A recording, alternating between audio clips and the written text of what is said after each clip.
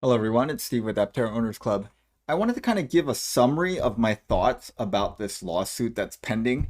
There are lots of unknowns about this thing, and we really can't come to any like real conclusions because all the information we have is just the plaintiff's complaints and their side of the story.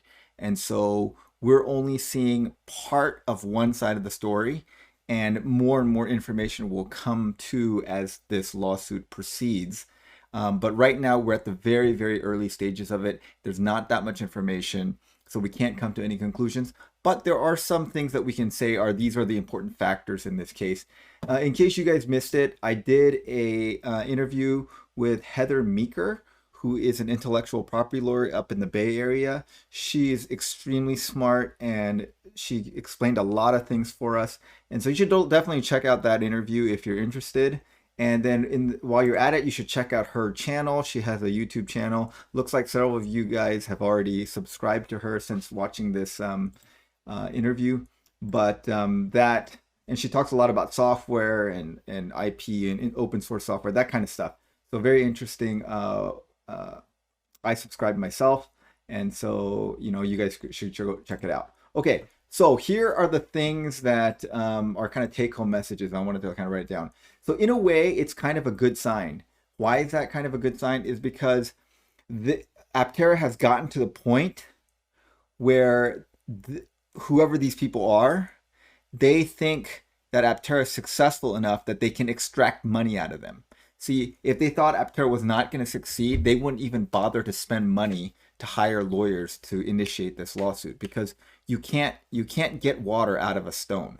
So it's in a way it's kind of a backhanded compliment at Aptera that they are getting sued because someone thinks that they're going to succeed and make enough money that it's worthwhile to sue them.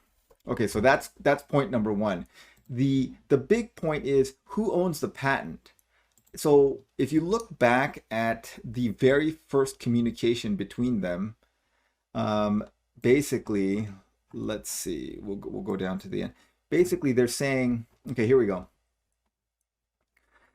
This is Heather Ripicki from Barnes and Thornburg Law Firm, and they sent this notice in July 28th of 2022, and it says, hey, we represent Zaptera, the owners of these patents. The copies of the patents are attached to this for your reference. And as you know, we're aware of this. Please come talk to us, and we can work out some kind of agreement. And says, so please let us know no later than August 10th, 2020, when you're available to participate in a meaningful discussion to address Zaptera's concerns. Of course, we are also happy to review any analysis or other materials you believe may help bring this matter to a resolution either in advance or during that discussion. We thank you for your attention and importance to this matter. Okay, so then they got this, and then Aptera replied to them via using Wasserbauer Intellectual Property Law Firm. And it says, Dear Ms. Ripicki, that's the lawyer representing Zaptera at that time, I must break off communications. We need sufficient understanding evidencing your rights or lack thereof before discussing anything regarding these patents. The patent applications are assigned to Idea Labs Holdings. The company Zaptera, who you represent, is not the standing record holder of these patents. See Exhibit 1. Evidently, you are also representing a corporation that is suspended and not licensed to do business in California or the United States since September of 2013, for almost 10 years. I can only communicate on behalf of Aptera Motors with a representative having authority from the owner. So that's what they're saying. So basically, Zaptera sent them a letter saying, hey, you're infringing on our patents. Aptera sent them back a letter saying, hey, you're not even the owners of these patents. And number two, you're not even licensed to do business in the United States or California. So we're not talking to you until you can prove to us that you have standing in this case. And so we have two different stories here. Zaptera is saying they own the patents, and Aptera is saying you do not own the patents. Now, Aptera has said that what they did is before 2019, when they restarted, they had the opportunity to regain the patents and the intellectual property from the first iteration of Aptera, and that's how they restarted the company. And we always assumed that that was the case, and we don't know if that's the case now. Maybe Zaptera is telling the truth. Maybe Aptera is telling the truth. We don't know yet. What's interesting is I would have assumed that this BT, this Barnes and Thornburg law firm would have checked and verified that Zaptera owns these patents before agreeing to represent them and sending this letter. I would have hoped so. Maybe I'm too optimistic about how much due diligence law firms do, but that's what I would have thought. And then when Wasserbauer writes this letter saying that no, Idea Labs owns the patent, I would have thought they would have verified that and said that. However, it's unclear. So in this, again, this complaint is the plaintiff side of the equation. So in this one, you see the exhibit where Aptera sends them, hey, the assignee is Idea Labs, and that was in July 19th of 2021. Excuse me, July 19th of 2011. I think I was doing that in the last video. I was not saying the dates correctly. But then they send back this and say, okay, so this is the one where it shows that Zaptera doesn't even have a status in the United States to function. They're not even licensed. But then Zaptera is sending back this one saying, hey, as of July 9th, 2024, they are saying that they are the Zaptera USA is the owner of this one. So that's interesting because at the time when they wrote that letter, that was 2022, it's true that Zaptera was not the owner of the patent. And then just last month, somehow they got assigned the patent. So how did this happen? That's very interesting. We don't know. But I think this is the major thing right here. Who owns the patent? Now, if Aptera can prove that Zaptera does not own the patent and they don't have things, I believe, okay, this is just complete conjecture. I'm not a lawyer, right? But I believe that would make it get thrown out. And then this is done. And then is Zaptera even a functional entity? Do they even are they even a business? Who knows? That Aptera is saying they are not. They are obviously saying that they are. The other thing is that this is a design patent, and design patents don't cover, according to Heather Meeker, who we talked to, they don't cover things that are for functional reasons.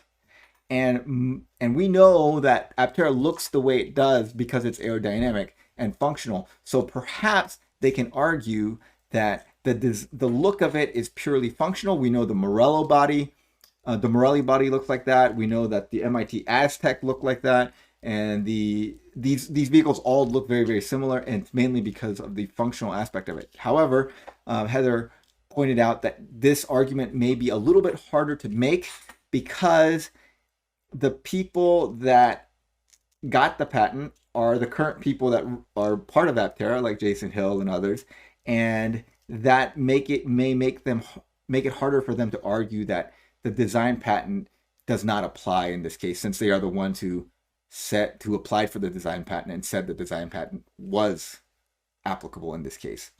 Also, we were told that one of the most important things is that how experienced is the company and the law firm at successfully litigating these things. So basically, in the colloquial term, they are patent trolls. They're not actually making a vehicle; they just have the patent, and they are trying to extract money from someone who's doing something, which is in this case Aptera. And the most important thing is how successful are they and how experienced are they? Now we know Zaptera is not very experienced. They've never sued anyone before at doing this. They've kind of resurrected themselves just for this one lawsuit. How experienced is the other law firm? So what's interesting is the first company that was representing them was this Barnes and Thornburg, was representing Zaptera. They are a huge law firm, but they've changed. So if you look at it now, the current lawsuit is brought forward by Adabek and Company and Morrow Nye LLP. So I looked them up. This is Morrow, and they are experts in IP. So they are IP lawyers. And then this is Abatech. They are business litigation. So they don't talk about intellectual property, but more of like breach of contract, trademark litigation, that kind of thing. This may represent another issue because supposedly Zaptera says that they own the trademark, which is that symbol and the name Aptera. So they're saying that they own that name and the symbol. And maybe this is a foreshadowing of them suing for the trademark part of it. Who knows? I don't know. Here's kind of the backstory on this from Autoblock. This is a story back in 2013. So what happened is when they liquidated, Zap Johnway bought the assets for like $1.45 million or something like this. And then Zaptera USA, which now owns the Aptera Motors assets, has announced that Aptera will be split into two companies. One, Zaptera, will focus in China and produce the Aptera 2E.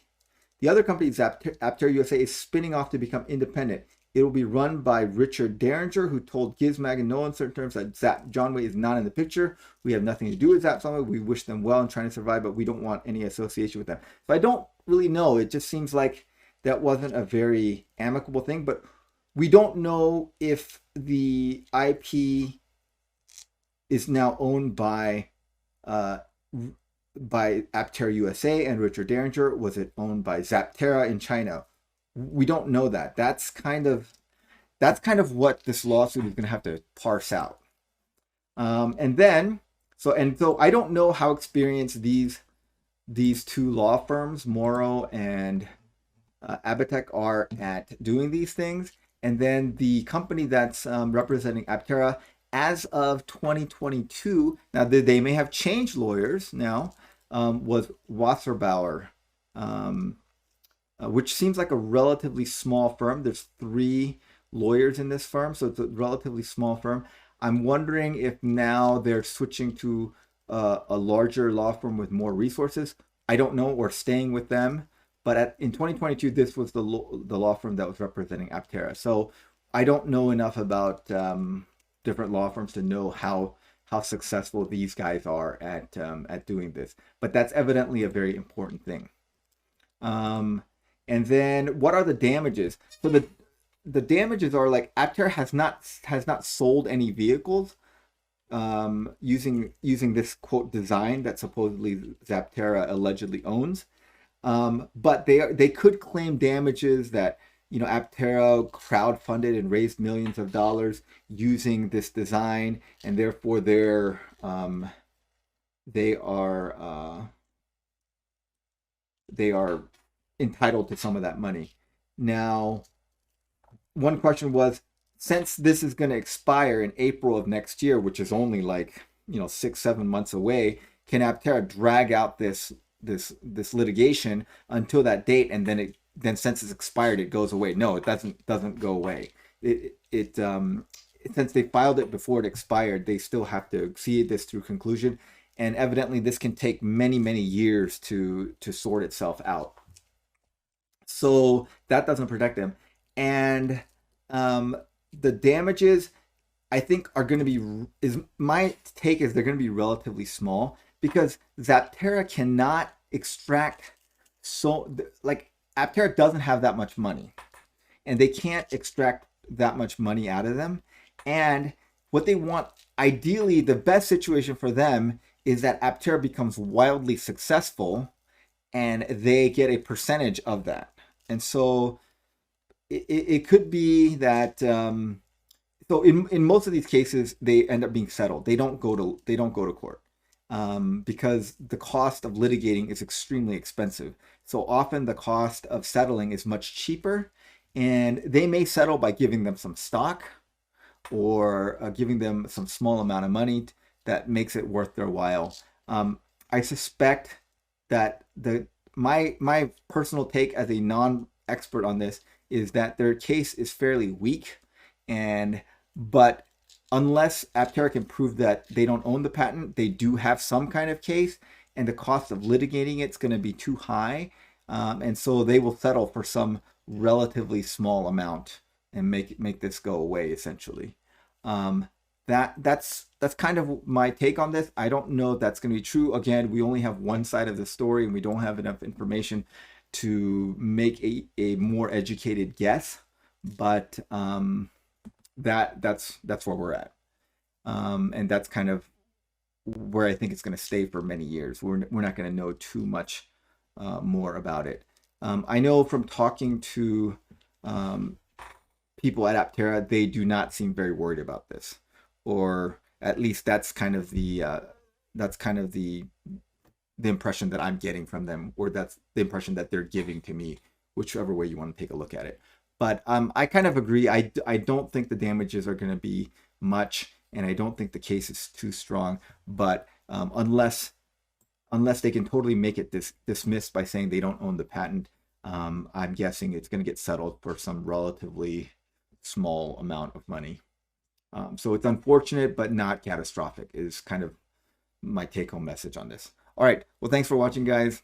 Have a great day.